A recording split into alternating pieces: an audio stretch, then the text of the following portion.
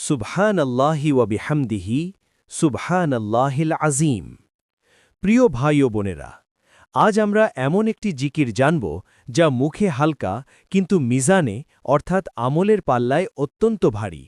এই জিকিরটি পড়লে গুনাহ মাফ হয়, জান্নাতে মর্যাদা বাড়ে আর আল্লাহ তাআলা খুশি হন। দোয়া বা জিকির।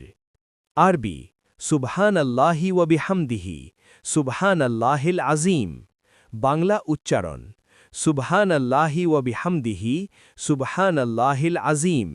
বাংলা অর্থ আমি আল্লাহ পবিত্রতা ও প্রশংসা ঘোষণা করছি, মহান আল্লাহ কতই না পবিত্র। হাদিসের ফজিলত।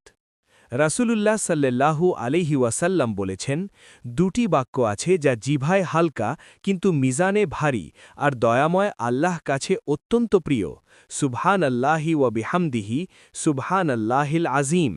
সহিহ বুখারী ও সহিহ মুসলিম। সারমর্ম।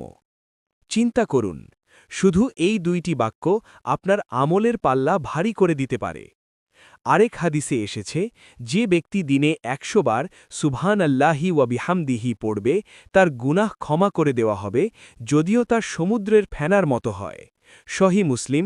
ভাবার্থ। কোরআনের আলোকে ব্যাখ্যা। আল্লাহ তাআলা কোরআনে বলেন, তোমরা তোমাদের রবের প্রশংসা সহ তার পবিত্রতা ঘোষণা করো। সূরা নাসর। ভাবার্থ।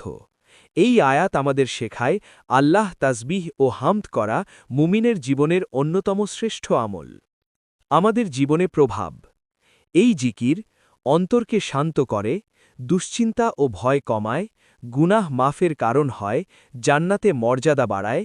কাজে যাচ্ছেন, ঘুমের আগে, নামাজের পর, যে কোনো সময় এই জিকির পড়তে পারেন। প্রিয় দর্শক, আজ থেকেই প্রতিদিন কমপক্ষে ১০০ বার পড়ার চেষ্টা করুন সুবহানাল্লাহি ওয়া বিহামদিহি সুবহানাল্লাহিল আজিম।